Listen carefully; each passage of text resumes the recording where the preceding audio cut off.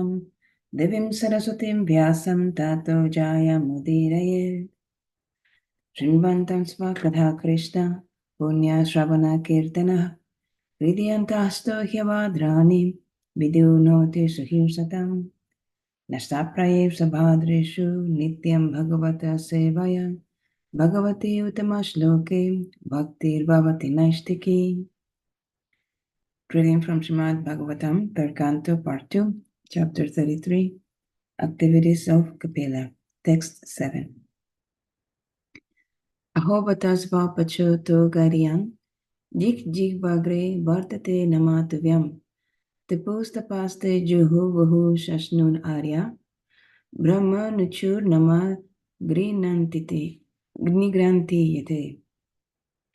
Synonyms. Ahovata, oh, how glorious. Sva pacha, a dog eater. Atah, hence. Gadiyan, worshipable. Yat, of whom? Jihvagre, on the tip of the tongue. Vartate, is. Namo, the holy name. Tuvyam, unto you. Teputapah, practice austerities. Te, they. Juhubuhu, executed fire sacrifices. Sashnahum, took bath in the sacred rivers. Arya, Aryans.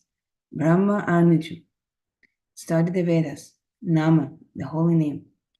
Grinanti, accept. Ye, they who. Te, your. Translation and purport by His Divine Grace is Bhaktivedanta Swami Prabhupada. Oh, how glorious are they whose tongues are chanting your holy name. Even if born in the families of dog eaters, such persons are worshipable. Persons who chant the holy name of your Lordship must have executed all kinds of austerities and fire sacrifices and achieved all the good manners of the Aryans. To be chanting the holy name of your Lordship, they must have been at the holy places of pilgrimage, studied the Vedas, and fulfilled everything required. Purport. As it is stated in the previous verse, a person who has once offenselessly chanted the holy name of God becomes immediately eligible to perform Vedic sacrifices. One should not be astonished by this statement of Srimad Bhagavatam. One should not disbelieve or think, how by chanting the holy name of the Lord can one become a holy man to be compared to the most elevated Brahmana? To eradicate such doubts in the minds of unbelievers, this verse affirms that the stage of chanting the holy name of the Lord is not sudden, but the chanters have already performed all kinds of Vedic rituals and sacrifices. It is not very astounding, for no one in this life can chant the holy name of the Lord unless he has passed all lower stages, such as performing the Vedic ritualistic sacrifices, studying the Vedas, and practicing good behavior like that of the Aryans. All this must be first have been done. Just as a student in a law class is to be understood to have already graduated from general education, anyone who is engaged in the chanting of the holy name of the Lord, Hare Krishna, Krishna Krishna, Hare Hare, Hare Rama, Rama Rama, Hare Hare, must have already passed all lower stages. It is said that those who simply chant the holy name with the tip of the tongue are glorious. One who does not even have to chant the holy name and understand the whole procedure, namely the offensive stage, the offenseless stage, and pure stage, if the holy name is sounded on the tip of the tongue, that is also sufficient. It is said herein that Nama, a singular number, one name, Krishna or Rama, is sufficient. It is not that one has to chant all the holy names of the Lord. The holy names of the Lord are innumerable, and one does not have to chant all the names to prove that he has already undergone all the processes of Vedic ritualistic ceremonies. If one chants once only, It is to be understood that he has already passed all the examinations, not to speak of those who are chanting always, 24 hours a day. It is specifically said here, Tubhyam, unto you only. One must chant God's name, not as the Mayavadi philosopher said, any name, such as the demigod's name or the names of God's energies. Only the holy name of the Supreme Lord will be effective. Anyone who compares the holy name of the Supreme Lord to the names of the demigod is called Pasandi, or an offender. The holy name has to be chanted to please the Supreme Lord and not for sense gratification or professional purpose. If this pure mentality is there, then even though a person is born of a low family, such as dog eaters, he is so glorious that not only has he purified himself, but he is quite competent to deliver others. He is competent to speak on the importance of the transcendental name, just as Thakura Haridas did. He was apparently born in a family of Mohammedans, but because he was chanting the holy name of the Supreme Lord offensively, Lord Chaitanya empowered him to become the authority, or acharya, of spreading the name. It did not matter that he was born in a family which was not following the Vedic rules and regulations. Chaitanya Mahaprabhu and Advaita Prabhu accepted him as an authority because he was offensively chanting the name of the Lord. Authorities like Advaita Prabhu and Lord Chaitanya immediately accepted that he had already performed all kinds of austerities, studied the Vedas, and performed all sacrifices. That is automatically understood. There is a hereditary class of Brahmanas called the smart Brahmanas, however, who are of the opinion that even if such persons who are chanting the holy name of the Lord are accepted as purified, they still have to perform the Vedic rites or await their next birth in a family of Brahmanas so that they can perform the Vedic rituals. But actually, that is not the case. And this point is very important. Such a man does not need to wait for the next birth to become purified. He is at once purified. It is understood that he has already performed all sorts of rites. It is the so-called Brahmanas who actually have to undergo different kinds of austerities because reaching that point of purification. Before reaching that point of purification. There are many other Vedic performances which are not described here. All such Vedic rituals have been already performed by the chanters of the holy name. The word Juhuvu means that the chanters of the holy name have already performed all kinds of sacrifices. Shashnu means that they have already traveled to all the holy places of pilgrimage and taken part in the purificatory activities of those places. They are called Arya because they have already finished all these requirements, and therefore they must be among the Aryans, or those who have qualified themselves to become Aryans.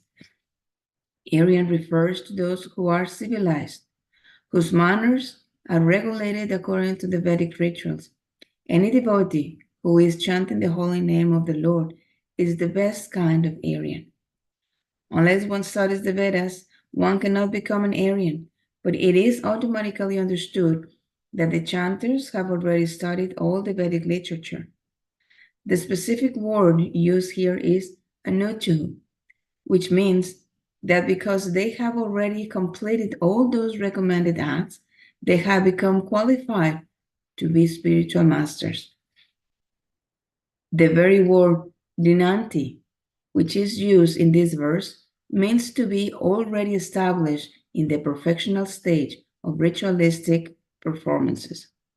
If one is seated on the bench of a higher court and is giving judgment on cases, it means that he has already passed all legal exams and is better than those who are engaged in the study of law or those expecting to study law in the future.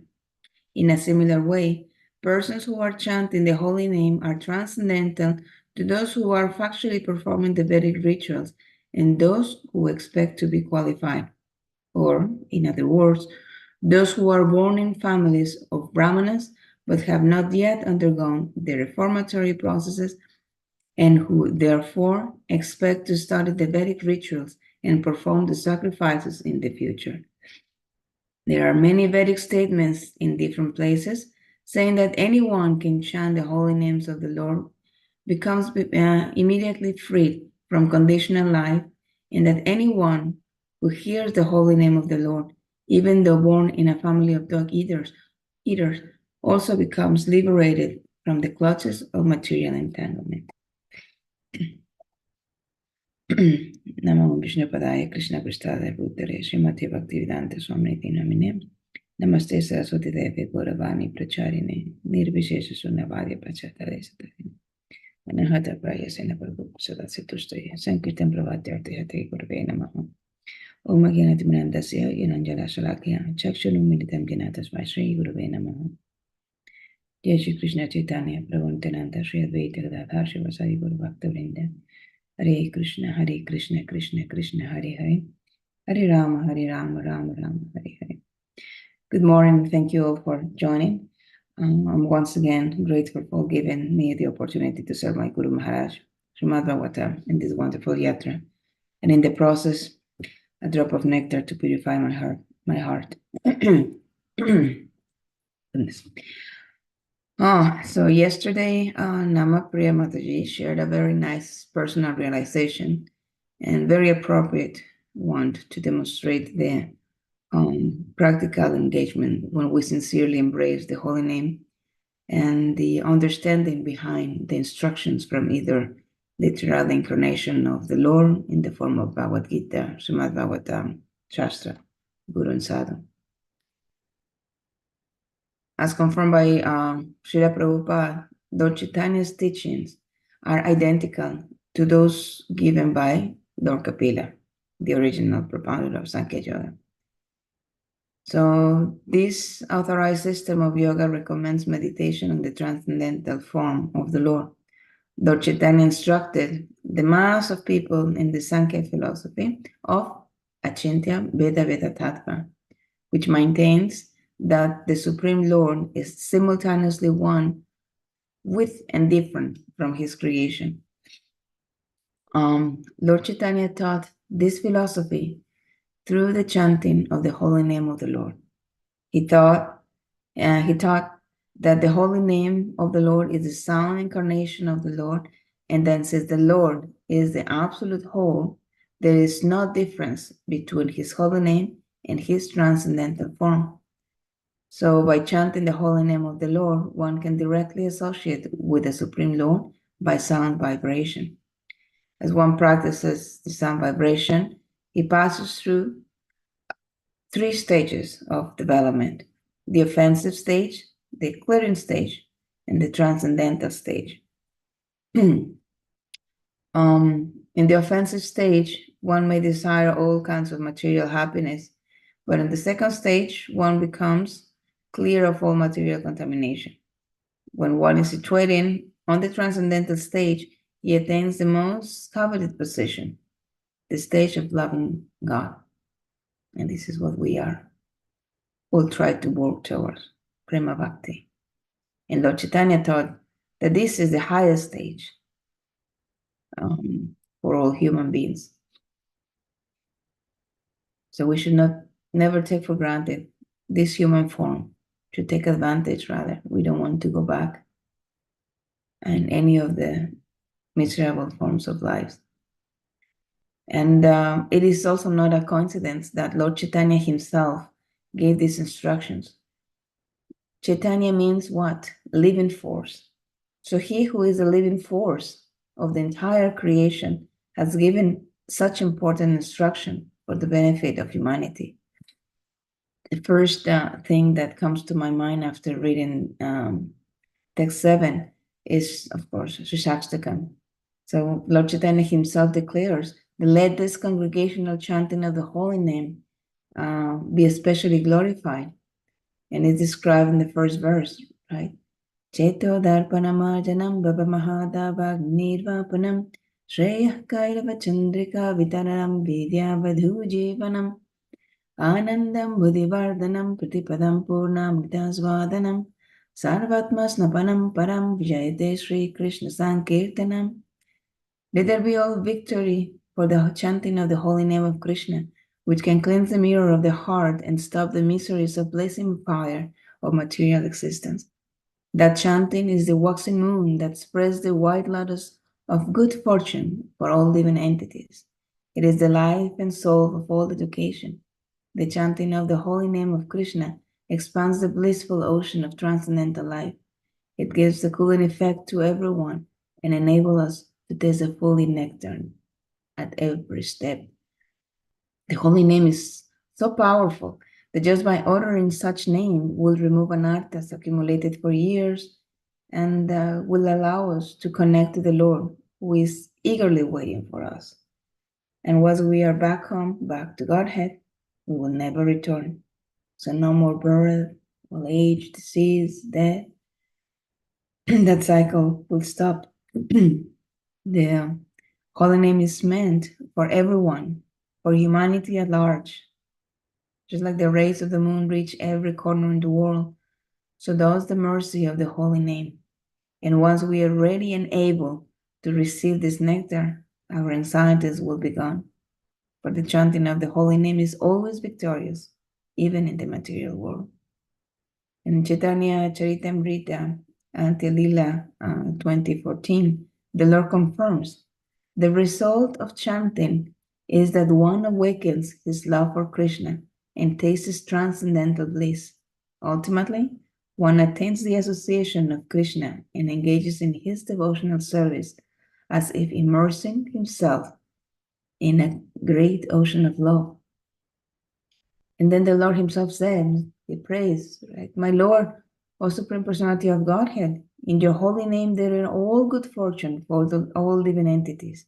And therefore you have many, many names, such as Krishna and Govinda, by which you expand yourself. You have invested all your potencies in those names, and there are no hard and fast rules for remembering the names. My dear Lord, although you bestow such mercy upon the fallen, conditioned souls by liberally teaching your holy names, I am so unfortunate that I am committing offenses after offenses while chanting the holy name. Therefore, I do not achieve any attention for chanting. In the Sri Sarmadana Bhashyam, it is described that the chanting of Lord Krishna's holy names is represented in 4 aspects: name, form, quality, and pastimes. Lord Krishna's holy name is the seed of all joy, and the holy name and the possessor of the name are non different. In all respects, chanting the holy name is most beneficial for everyone in all. The holy name is absolute potent, and Srimad Bhagavatam also confirms that any person who vibrates the holy name Hari just once, without offense, immediately becomes resolved to serve the lotus feet of the Supreme Lord unconditionally. I'm not going to cover all of them because we are running out of time, and this will take us the whole day. But it is very important to mention one of the most important instructions of Lord Chaitanya Mahaprabhu, which is found in Chaitanya Charitamrita Antya-lila 2020. He says, O Svarupa Damodar Goswami and Ramananda Rai, hear from me the symptoms of how one should chant the Hare Krishna Maha Mantra to awaken very easily one's dormant love for Krishna. And of course, we all know that verse. Trinada Pisunichera, Tanora Pisahishnana, Amanina Manadena, Kirtanya Sadahari. One who thinks himself lower than the grass, who is more tolerant than a tree, and who does not expect personal honor, yet is always prepared to give all respect to others, can very easily chant the holy name of the Lord. And again, I'm going to refer to Sri Sarmadana Bhashyam, because it explains that the devotee who chants offensively is adorned with 4 special qualities: a natural meekness and humility, because of his complete detachment for matter, a pure compassion, untouched by envy, a spotless heart free from mundane false prestige, and a respectful attitude towards everyone. And Srila Bhaktisiddhanta Saraswati Goswami said, chanting brings good fortune to others and all the spaciousness to oneself. So let's keep a respectful distance from smarta brahmanas. Just let's remember, Harer Nama, Harer Nama, Harer Nama Kevalam, Kalim Nastyeva, Nastyeva, Nastyeva Gatiranyata. In this age of quarrel and hypocrisy, the only means of deliverance is the chanting of the holy names of the Lord. There is no other way, there is no other way, there is no other way. Let's try to chant with sincerity, and eventually, when we are ready, we'll be able to receive and relish the nectar. So I'll stop there.